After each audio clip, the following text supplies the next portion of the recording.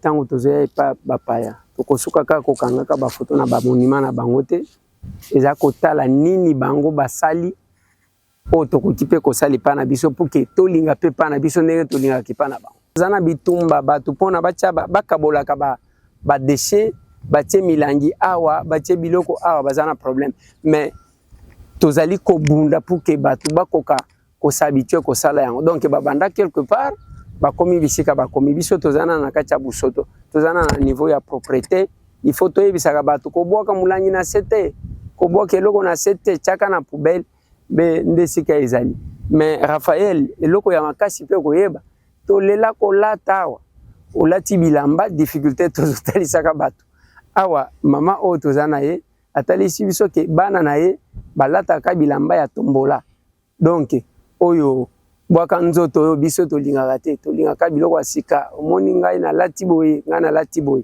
alors ye azotalisa ke mpona kobatela esika il faut alatisaka bana na ye bilamba kala biso mpe difficulté toza nango bilamba kala wana soki meme olingi opesa ndeko na yo olembi kolata yango te bakende koloka ngai. Info 243 au cœur de l'actualité.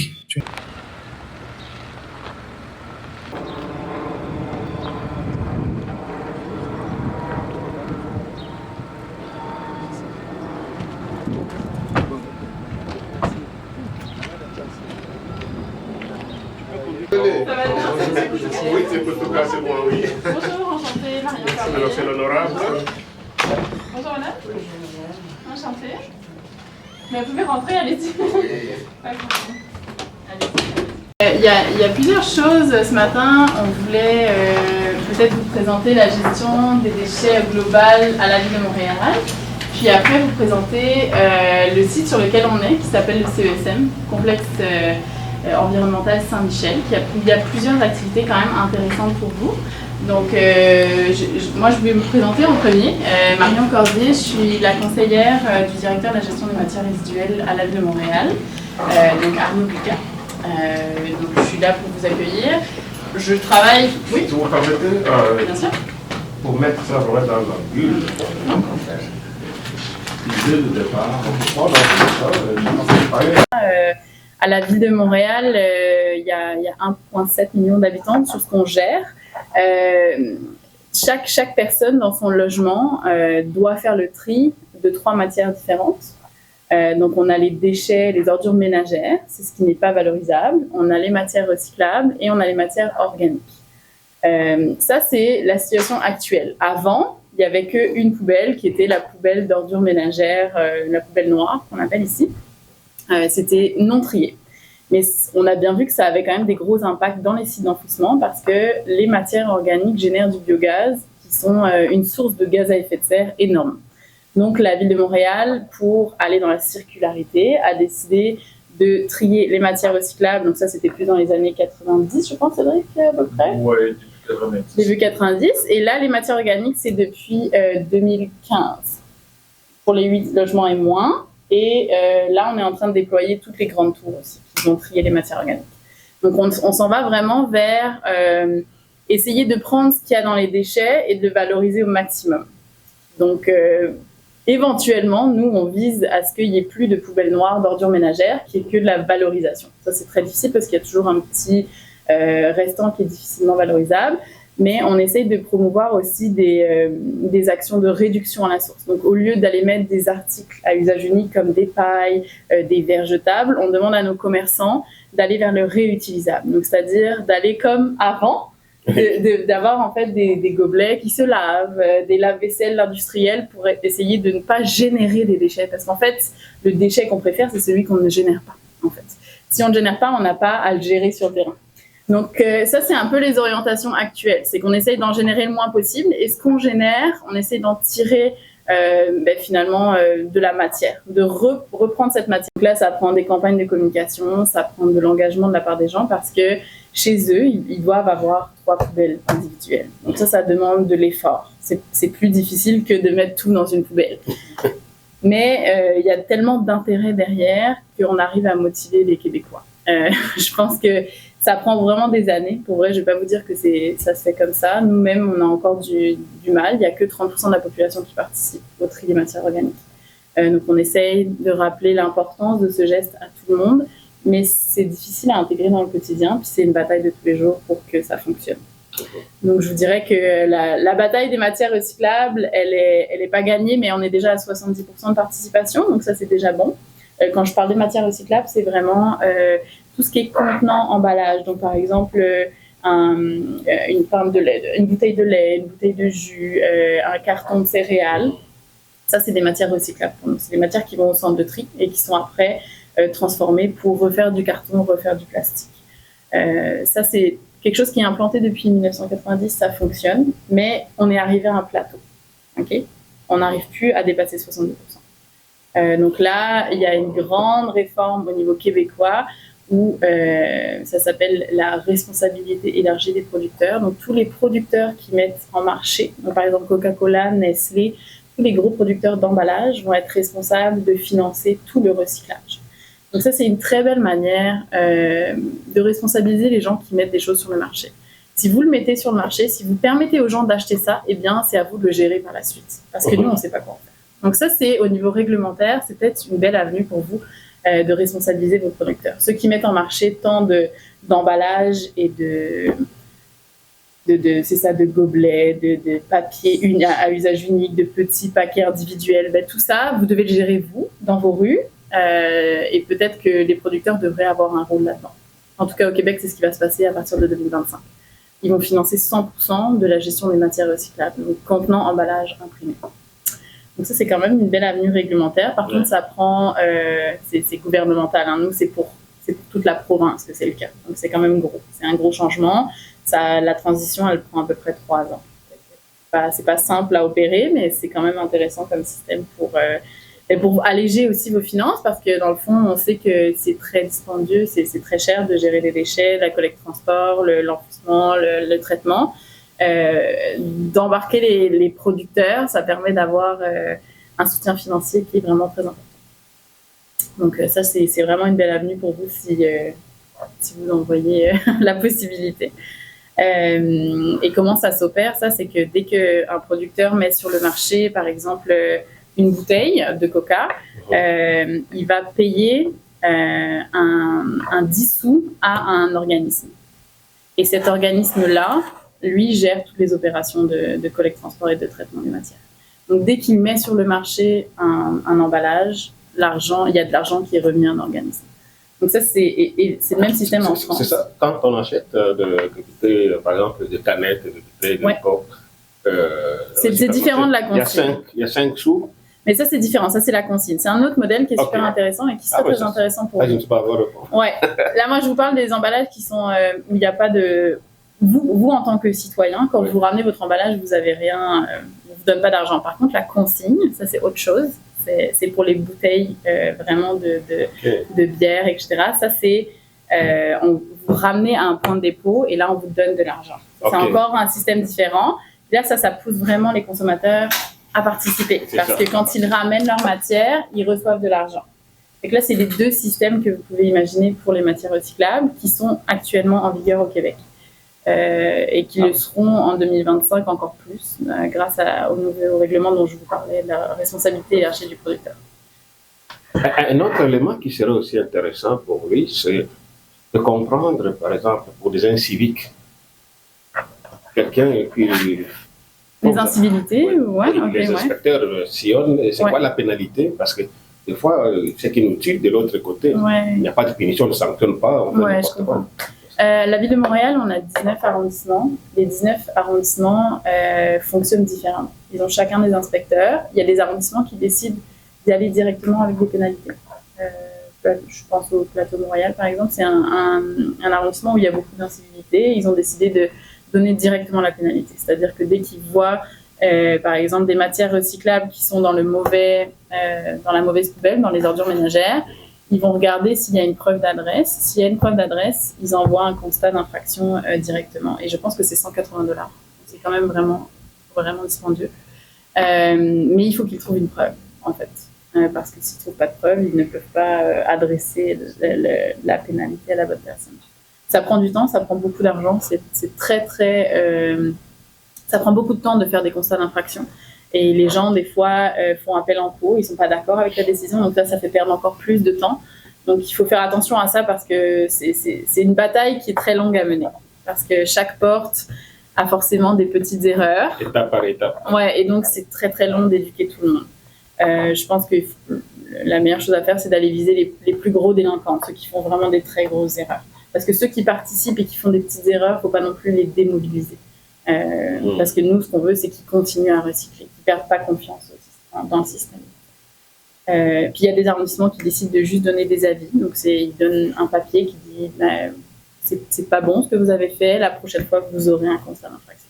Et là, ils gèrent dans leur système. S'il y a à nouveau une faute, là, ils donnent une amende, une pénalité. Au niveau des technologies maintenant que vous utilisez, parce que j'ai un projet. Je pense qu'au niveau investissement, moi j'irais vers des technologies qui sont éprouvées, donc des technologies qui fonctionnent depuis longtemps, qui sont à l'achat certes dispendieuses, mais où il y a peu de maintenance et où c'est facile à opérer. Donc en termes de, on peut aller un petit peu dans la présentation, mais en termes de compostage, moi je vous conseille d'aller vers du compostage qui est en andin, c'est-à-dire que vous avez une grande plateforme de béton, vous déposez vos matières en ligne, et après vous avez un retourneur d'andin qui permet d'aller aérer cette matière-là.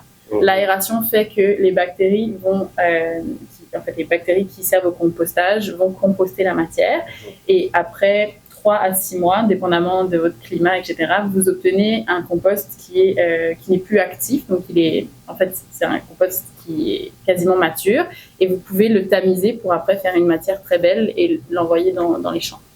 Donc ça, c'est une technologie, je pense, qui est très adaptée à votre type de climat, puis qui est quand même éprouvée. Ça fait des dizaines d'années qu'on utilise ces technologies-là. Les retourneurs d'andin, on peut s'en procurer quand même assez facilement. Il y a beaucoup de compagnies qui en vendent et ça fonctionne. Après, nous, on est allé sur des technologies beaucoup plus dispendieuses en fait, c'est des usines fermées avec des tunnels. Ça, c'est beaucoup plus dispendieux, c'est très dur à maintenir. Mais il n'y a aucune odeur. Donc nous, ça nous permet de l'avoir sur le territoire de l'île. Parce que le compostage, ça a quand même beaucoup d'odeur. Pour présenter, en fait, à Montréal, nos immeubles, quand on prend une bâtisse, la moitié de nos bâtisses, c'est des maisons individuelles. Donc ça, c'est un petit peu différent. Je pense qu'à Kinshasa, vous avez plus de grandes tours. C'est plus dense, non? C'est très dense, Kinshasa? Au Congo? Ouais. Non, la plupart des maisons, c'est... Ah, c'est petit, ok. Oui, en étage, pas beaucoup. Hein. Okay. Je pense que les citoyens normaux, c'est vraiment... Ceux qui produisent aussi beaucoup de déchets. D'accord, ok. Nous, on est aussi très motivés parce qu'on est obligé en fait de gérer les matières résiduelles. En fait, notre province, le Québec, nous donne des objectifs qu'on doit respecter. Ensuite, notre région métropolitaine nous redonne des autres objectifs. Et nous, à l'interne, on se redonne des objectifs. Donc, si vous voulez, on s'est doté d'un plan de gestion, un plan directeur que je pourrais vous transmettre, où on s'engage à respecter certains objectifs, donc en termes de détournement de l'enfouissement, donc on essaie de valoriser au maximum, en termes de recyclage, en termes de valorisation des matières organiques. Donc on se donne des objectifs, puis nous, en tant que fonctionnaires de la ville, on est jugés là-dessus, en fond, c'est ça qui nous motive tous les jours à travailler, c'est d'atteindre ces objectifs-là. Donc ça, je pense que c'est très important aussi pour la ville, c'est de se doter d'objectifs raisonnables, réalisables aussi, parce que si vous dites on veut valoriser 100% des matières recyclables d'ici 2030, vous n'y arriverez pas. C'est pas possible. Il faut y aller étape par étape. La province, par Québec. En fait, Québec nous donne des grands objectifs, puis nous, des fois même, on décide de les dépasser. Ça dépend de notre situation, ça dépend sur quel sujet. Donc, la province donne des objectifs. La CMM, qui est la région métro, a la réduction à la source. Donc, comme je vous disais, en fait, au lieu de les gérer, les déchets, on aimerait bien en générer moins, en fait, à la base. C'est d'en avoir moins à gérer. Donc, c'est de consommer différemment. Et de revoir nos pratiques, par exemple, d'avoir des tasses qui sont réutilisables, d'interdire le plastique à usage unique, c'est des choses qu'on fait. On essaie de travailler aussi sur le gaspillage alimentaire. Il y a beaucoup de nourriture qui est gaspillée au Canada. C'est un scandale environnemental et c'est un scandale économique. Donc on essaie de sensibiliser les gens au Canada, puis c'est aberrant. Donc ça, c'est aussi un gros sujet chez nous. Les vêtements, il y a beaucoup de consommation de vêtements. Dans nos sites d'enfouissement, il y a 9% de rue. Donc, je vous disais, nous, on a vraiment des collectes en bordure de rue, c'est-à-dire que chaque maison en bordure de rue peut poser son bac et le camion passe et ramasse chaque bac. Donc ça, c'est un service qui est quand même 5 étoiles pour les citoyens parce qu'ils n'ont pas se déplacer loin, ils doivent juste mettre leur bac en bordure de rue chez eux. Donc ils ont 3-4 mètres à faire et puis c'est bon. Et les camions là, c'est la ville ou l'entreprise privée? Alors ça, c'est 20% la ville, 80% entreprise privée. Donc on octroie des contrats pour environ 87 millions par année de dollars. C'est quand même très dispendieux, c'est un gros budget. Mais ça nous permet d'avoir justement de retirer la matière au fur et à mesure et d'avoir des rues à peu près propres. Comme je vous disais, il y a encore des enjeux, mais on a quand même un service pour les déchets. Pour l'instant, on est aux semaines. Donc chaque semaine, les gens ont un camion de déchets qui passe devant chez eux. On essaye, en fait, on se dirige vers la collecte de 2 semaines. On veut leur retirer du service pour qu'ils aillent mettre les matières valorisables dans les autres flux. Parce que ce qu'on veut, c'est qu'ils trient mieux. Donc si on leur enlève un peu de service, ils vont mieux trier. Mais ça, c'est comme l'étape où on fait ça quand les gens sont déjà capables de mettre leur matière dans les bacs. Donc, là, ils sont prêts, on les sent prêts à trier. Donc là, pour les motiver, on va leur enlever du service dans les matières, dans les déchets, pour qu'ils utilisent les 2 autres voies de tri, qui sont les matières recyclables et les matières organiques. Il y a 80% des opérations qui sont réalisées au privé, avec des collecteurs. On a environ 8 à 9 collecteurs privés qui soumissionnent sur nos appels d'offres. Donc on a quand même la chance, dans le sens où on a plusieurs acteurs qui sont présents. Mais c'est toujours un enjeu parce qu'ils se connaissent beaucoup. Donc c'est un marché qui est très concurrentiel, mais en même temps, ils se partagent souvent les territoires. Donc nous, on a peu de... C'est difficile de garder des prix bas parce qu'ils connaissent tellement bien les territoires qu'ils les gardent, en fait. Donc là, c'est un peu la ville, on essaie de faire des efforts pour ouvrir le marché pour que les autres soient aussi capables de se missionner. Vous voyez ici, là, c'est une usine de compostage en tunnel. Là, la matière, elle est apportée avec des loaders dans des tunnels. Elle est laissée environ 3 semaines avec de l'aération au sol. Et donc là, le compostage s'opère. La porte est fermée, là, le compostage s'opère. Ensuite, on prend la matière, on la déplace de tunnel pour la remuer un petit peu. On la relaisse, je pense, 1 ou 2 semaines.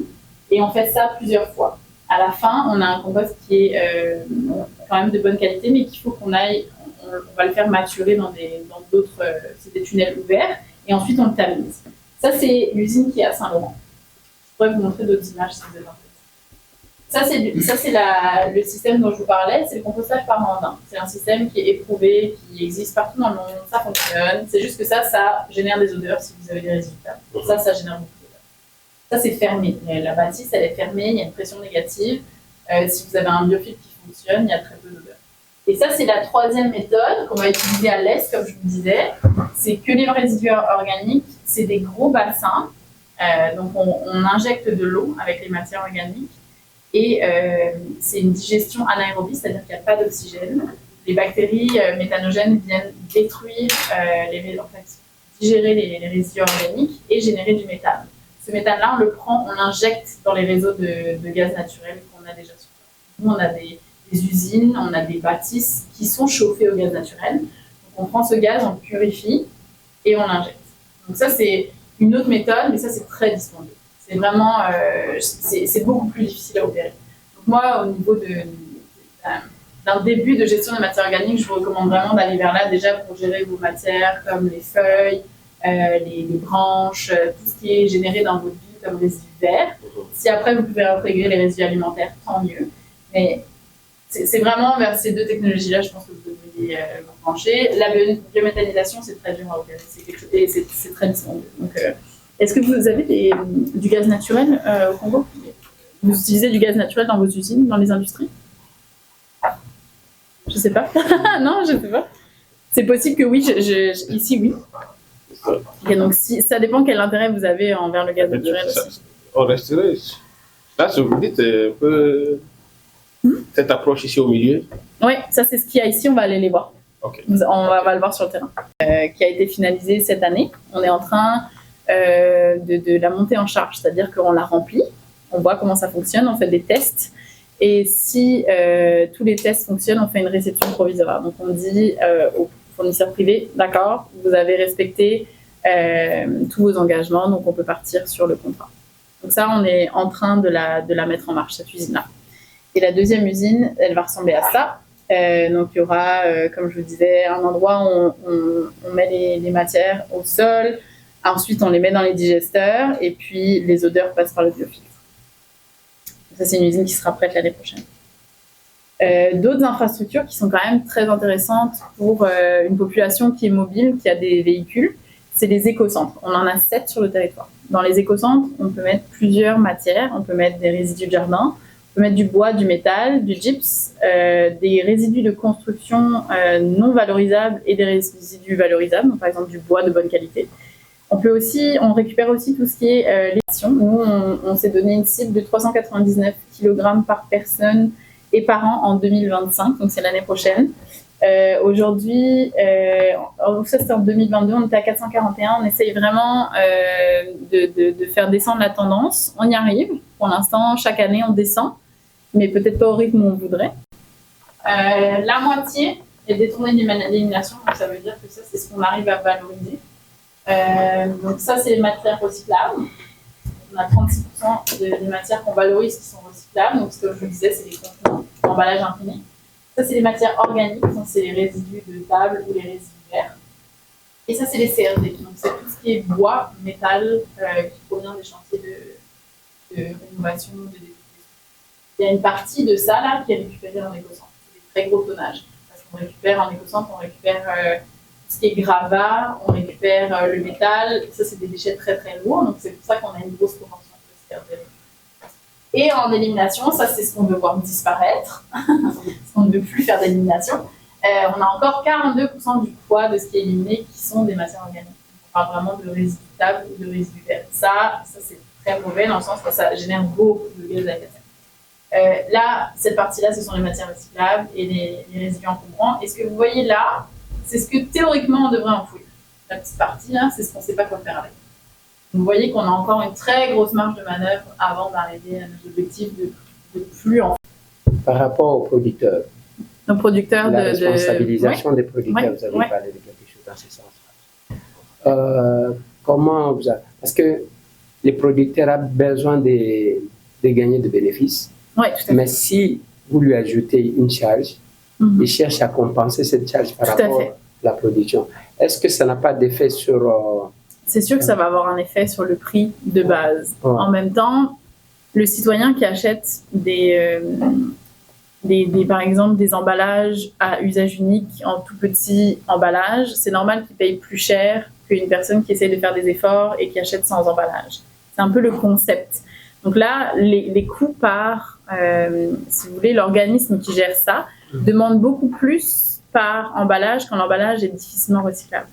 Un emballage qui est très facilement recyclable, le coût par emballage est très faible. Donc en fait, ça pousse aussi le citoyen finalement à aller faire d'autres choix parce que le prix des emballages non recyclables ou difficilement recyclables devient plus élevé. C'est un peu aussi le concept.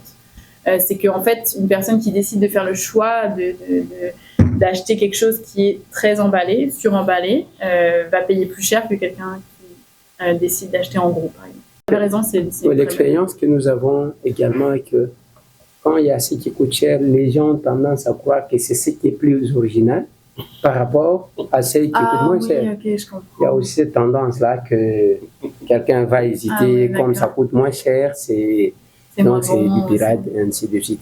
Deuxième question, vous avez parlé de vêtements. Oui. Qu'est-ce que vous faites de vêtements? Parce que je vois, comme aux États-Unis ici, là j'ai compris pendant que vous étiez en train d'exposer, je vois un magasin qu'on appelle Cevs. Cevs où on prend tout ce qu'on a comme vêtements déjà utilisés, vous allez déposer. Vous déposez là gratuitement, mais et revendre ça également. Nous, on en a beaucoup à Montréal. Ça marche très bien. Ça, je peux dire un mot parce que je suis aussi les... Ça s'appelle les OBNL, donc c'est des organismes qui ne font pas de profit. En fait, ils sont là pour aider des causes souvent sociales. Donc, il y a plusieurs friperies à Montréal, il y en a même beaucoup. Ça marche très, très bien.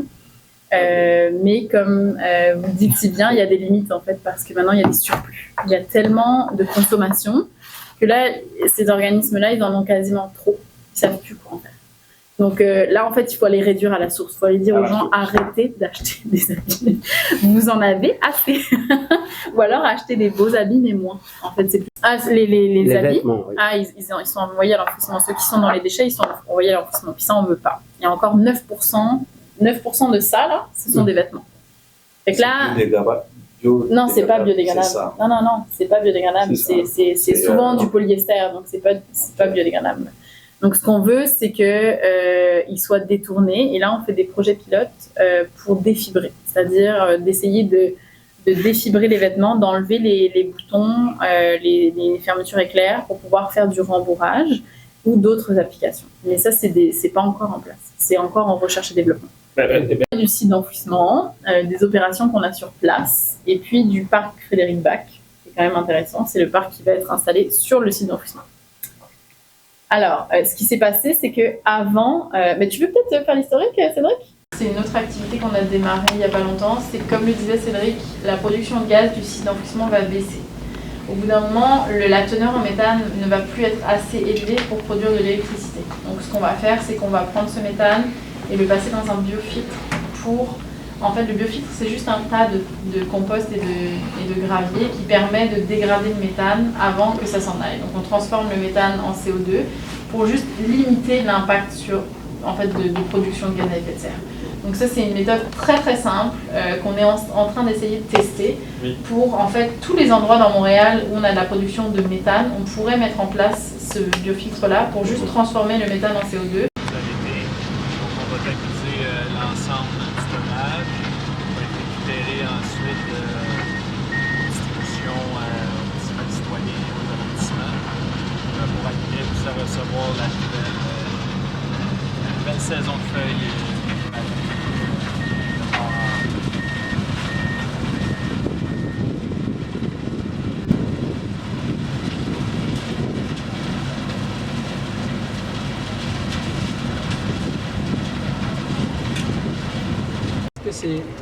C'est tous les déchets qui produisent la gaz.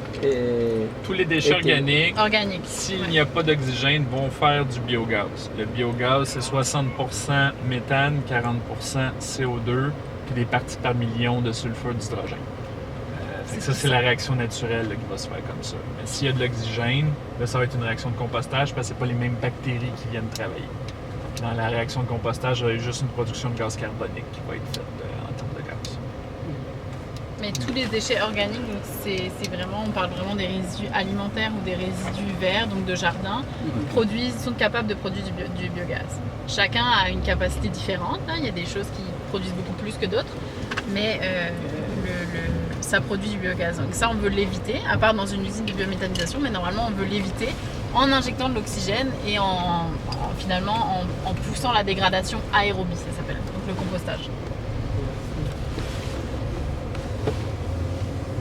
Mais par rapport aux vêtements, nous en Afrique, on a un problème parce que d'abord, nous aimons beaucoup nous habiller et chercher des habits neufs, ça c'est tout le monde qui en veut. Mais quand vous utilisez l'habit, au lieu d'en donner à quelqu'un d'autre, vous dites non, il va m'ensorceler, il ne faut jamais remettre un habit que tu as déjà porté, sinon... Ouais, mais ça, c'est sûr que c'est culturel et j'imagine qu'il faut juste travailler sur cet aspect-là et dire, ben, par exemple, c'est possible d'être... Ça permet vraiment de passer, je sais pas, ça met quoi, 1 heure un mandat? Ouais, environ, là, Ouais. ça se fait quand même assez rapidement. Là. La portion du bas, là, qui est ronde là, avec les lames, elle tourne très rapidement.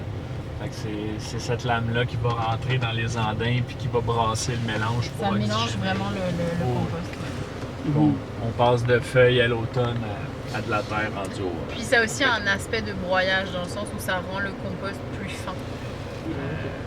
Donc s'il y a des éléments un peu plus grossiers, ça les broie. Et il se pèse à sa sortie, donc on sait combien de matière est arrivée sur le site. Ça nous permet de suivre nos indicateurs. En fait, vu que c'est le cas dans tous nos sites, on sait exactement combien de matière est arrivée à quel site à la fin de l'année. Ça nous permet de voir l'évolution des tonnages. Ça, c'est très important aussi de le prendre en compte. On a un parc à partir de l'ancien site d'enfouissement de déchets. Ce qui rentre aussi beaucoup en termes de matériel, c'est de la terre d'excavation. On va se servir de la terre d'excavation. Par exemple, quelqu'un creuse pour faire une maison. La terre qui est en excédent va se ramasser ici puis on va l'utiliser pour aménager le parc.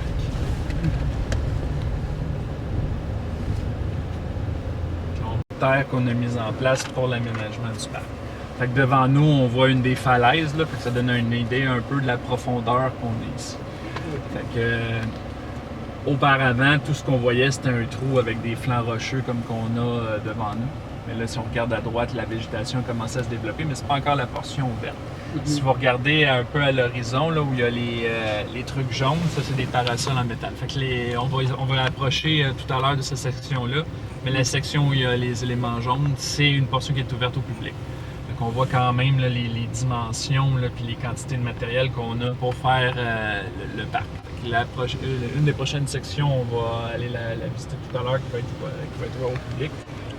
Fait qu'à chaque année, l'équipe des Grands Parcs travaille pour aménager différents secteurs du parc. Fait que donc, on passe d'un site d'enfouissement de déchets à un parc. Fait que c'est comme la dernière étape du site, c'est ça, c'est de redonner aux citoyens l'accès au terrain. Ça va devenir à terme le 3e plus grand parc de l'île de Montréal, là, qui va être quand même intéressant. Fait que Vous avez des camions qui collectent les déchets ou Bon, c'est- il y en a eu de l'hôtel de ville avec ces projets, ces programmes de l'Union européenne. Mais ils n'ont pas pu avoir la capacité D'accord, c'est pas des assez. ramassages de Ouais, je poubelles comprends. d'abord. Ouais, oui. L'hôtel de ville a eu à placer des poubelles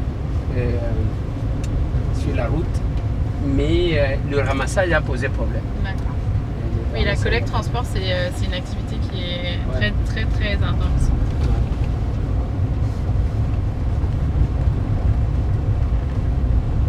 J'ai vu le renard passer tout à l'heure. Je sais pas si on va le revoir, là, à la hauteur des herbes, à ce temps-ci de l'année, il est plus dur à voir. Oui, c'est vrai, hein?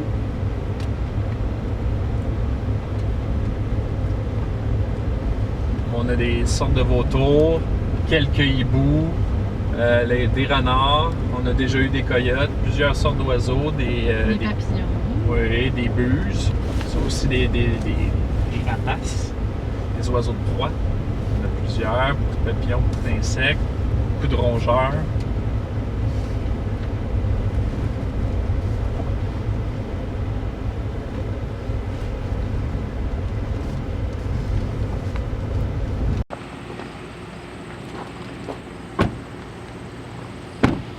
Fait qu'ici, il y a un certain nombre de choses. Fait qu'on peut commencer par le biofiltre, puis on viendra avec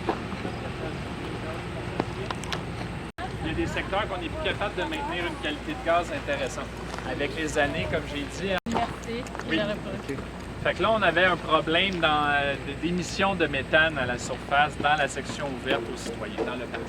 On a fait des tranchées anti-migration. Fait que ces tranchées-là, ce que ça veut, c'est une sorte de barrière dans laquelle il y a un lit de pierre. Fait que le gaz devrait aller dans le lit de pierre plutôt que de continuer son chemin vers les résidences qui sont à proximité du terrain.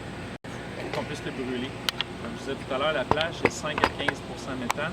On a 2 méthane dans ces tranchées. Qu'est-ce qu'on fait avec 2 méthane? 2 méthane, ça demeure un gaz à effet de serre puissant, 25 à 30 fois pire que le gaz propane.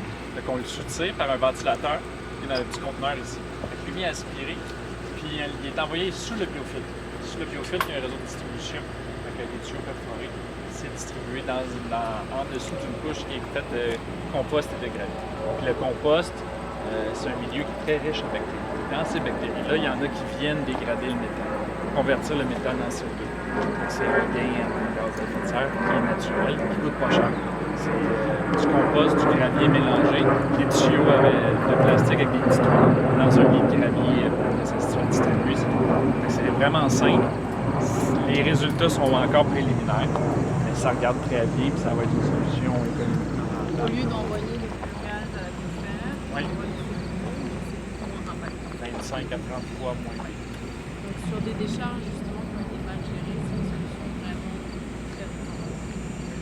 Mais ça prend un système de canalisation. C'est-à-dire que la décharge, il faut quand même aller soutirer le gaz pour l'amener à un point qui permet de dégrader le gaz. Mais Ça prend des canalisations. en parallèle, on développe une biofenêtre aussi. Et on a un essai expérimental dans le parc. On avait une zone qu'on n'était pas capable d'aller capter, puis qu'il y avait des émanations de méthane à la surface. On a fait le même mélange, gravier, compost, copeaux. On a mis par-dessus la zone où il y avait des émanations de méthane. Ça, c'est tout n'importe quoi, c'est très formulé, ça coûte pas cher, ça fonctionne, c'est facile à entretenir. Donc c'est vraiment c'est vraiment ce genre d'infrastructure que vous devriez regarder au début si vous avez des enjeux de biogaz. Hein. Parce que là, je ne sais pas à quel point vous avez des sites d'enfouissement, des décharges, comment vous gérez votre gaz, mais c'est une avenue qui est très intéressante parce que ce sont des systèmes très faciles à mettre en place, faciles à entretenir et qui fonctionnent pour l'instant de première étape. Encore des expérimentales, mais ça. Fait que là, à l'intérieur, c'est un appareil qui sert à mesurer les gaz. Parce que là, qu'est-ce qu'on essaie de déterminer, c'est des méthodes hors de prouver que ça fonctionne bien. Fait que là, il y a un appareil qui est un chromatographe qui sert à analyser les gaz. Fait qu'on mesure ce qui rentre dans le biofiltre et là, la tente à quoi qu'elle sert à s'assurer que tout ce qui sort du biofiltre est capté dans la tente. S'il y a une sortie unique, on peut mesurer. On sait ce qui rentre, on sait ce qui sort. Comme ça, on est capable d'établir l'efficacité du procédé biologique. C'est vraiment un projet universitaire qui est géré par l'Université de Sherbrooke.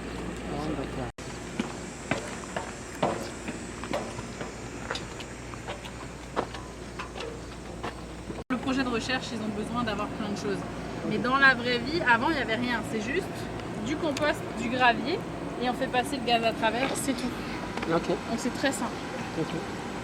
Une multitude d'instruments installés. Là, Oui, pour, là, c'est vraiment dans le recherche. cadre du projet. En fait, c'est dans le cadre du projet de recherche, on a besoin de documenter beaucoup de paramètres. Ok.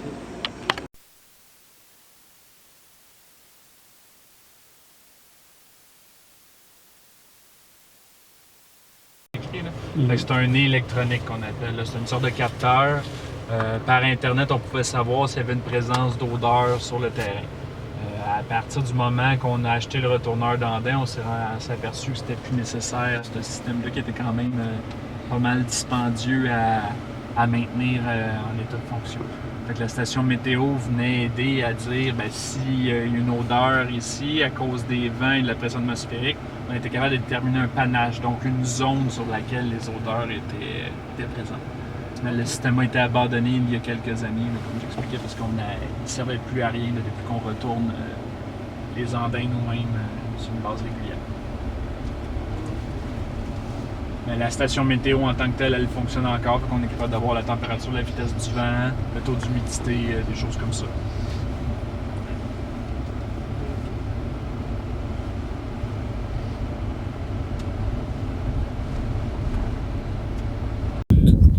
Bonjour honorable. Bonjour Raphaël. Quelle est votre motivation de visiter ces sites d'environnement? Vous savez qu'à Kinshasa, nous sommes confrontés à cette difficulté de la gestion des déchets. Et nous, en tant qu'élus, partout où nous passons, nous sommes curieux de voir comment les autres gèrent leurs déchets. Ici à Montréal, nous avons trouvé que la ville est propre et il fallait nous référer à eux pour avoir des explications et par où ils ont commencé et pour en arriver là où ils sont aujourd'hui.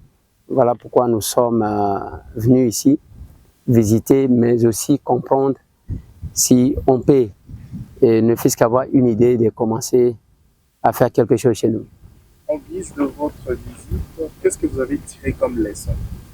Bon, la leçon tirée que la société est une évolution. Ils ont été quelque part et ils sont en train d'évoluer. Il y a les projections et j'aime ce qu'ils ont dit par rapport à ce qu'ils projettent pour 2025, la responsabilisation des producteurs en même temps. C'est quelque chose, vous savez, à Kinshasa, nous avons un problème de gestion des bouteilles en plastique et des sachets en même temps. Il y a plusieurs producteurs et je me suis inspiré de ça. Bien sûr qu'on avait aussi déjà l'idée quant à ça. Et je pense qu'avec cette visite, on sera orienté à ces projets. Après votre visite de retour à Kinshasa, est-ce que c'est avec un esprit révolté que vous rentrez à Kinshasa pour imprimer la même vision? Oui, un esprit révolté, oui. On doit se révolter pour changer des choses. Mais j'ai seulement ma curiosité était peut-être de savoir si la ville de Montréal pouvait avoir un partenariat, par exemple, avec une ville comme Kinshasa pour s'inspirer, pour travailler. Dommage que déjà dans les explications, on nous a dit qu'ils n'ont jamais eu un tel partenariat avec l'Afrique. Et on va essayer de bousculer si on peut y arriver à faire le jumelage entre les deux villes. Alors, pour bana Kinshasa, oba kolanda yo, mwana kolo lopango awa na Canada, pamonio na place eko zinga moko makamatali ya environnement. Et lo konini est motivé ko ya awa na secteur oyo to na site oyo ya environnement. Bon, eloko itininga na ya awa oyebi tango tozoya epa bapaya. Tokosuka kaka kokangaka bafoto na bamonima na bango te. Eza kotala nini bango basali o tokoki mpe kosali pa na biso pour que tolinga mpe pa na biso ndenge tolingaki pa na bango. Donc yango toyaki kotala makambo ya busoto, makambo ya badeshe oyo tozalaka nango na Kinshasa, toyaki awa ozomona ke bazwi temps na bango nyonso ya koexplike biso ya kotambusa biso biso mpe tozwa mwa makanisi ya oyo tokoki kosala pa na biso. Alors, ville ya Montréal, les aiki ba autorité ya ville ya Montréal, o batambwisi yo awa, après otambwisa yo awa, eloko nini yo bendi lokola litangi to leçon pona kozonga nango na Kinshasa et bénéficier pe na baimboka. Eloko nga na moni eza ke société nyonso ebandaka esika boesongolo e mataka pe. Alors, bango pe babandaka ka mwa pasi moko oyo ezali parce que oyokaki même une explication na bango bazotalisa yo ke tozana bitumba bato mpona batia bakabolaka badeshe batie milangi awa batie biloko awa baza na problème mais tozali kobunda pour que bato bakoka kosabitue kosala yango donc babanda quelque part bakomi bisika bakomi biso tozana na kati ya busoto tozana na niveau ya propriété il faut toyebisaka bato kobwaka mulangi na sete kobwaka eloko na sete tiaka na poubelle be ndesika ezali mais Raphaël eloko ya makasi pe koyeba tolela kolata awa olati bilamba difficulté tozotalisaka bato awa mama oyo tozana ye atalisi biso ke bana na ye balataka bilamba ya tombola donc oyo bwaka nzoto oyo biso tolingaka te tolingaka biloko ya sika omoni ngai na lati boye ngai na lati boye alors ya zotalisa ke mpona kobatela esika il faut alatisaka bana na ye bilamba kala biso pe difficulté tozana yango bilamba kala wana soki meme olingi opesa ndeko na yo olembi kolata yango te bakende koloka ngai nde difficulté alors que na badeshe nyonso batalisi biso deshe ya makasi mpona kogere eza bilamba. Alors il faut totala bilamba yango na ye ko comprendre tango tokendaka même awa na États-Unis okuta magasin moko babengi CVS yo soki olembi bilamba oye obwakeli bango bango bakobwaka te bakoteka okomona pe bato ya mbongo bazoya kosomba. Bon eza makambo biso tomoni na ndenge omoni ya malonga ya makasi moni toye ko visiter parc na parc wana balobi na sima ya kokunda esika ezalaki poubelle bazobalola yango ezokoma parc e parc wana eza ya kebana na biso bakoya sima bakuta esika malamu ya kozala mais biso tolingaka kovivre que lokola kaka biso to vivre bana na biso tozana bango posade.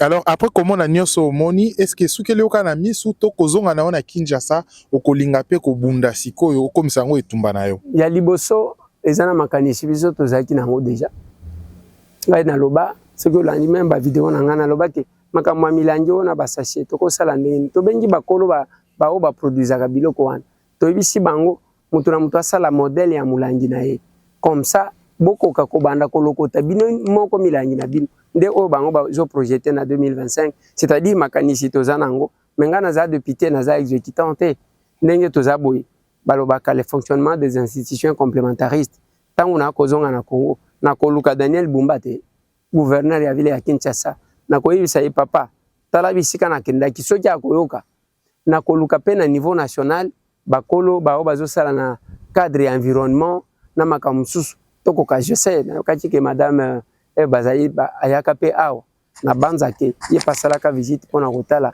makambo ndenge ezali. Merci mwana kolo pango. Merci beaucoup Raphaël.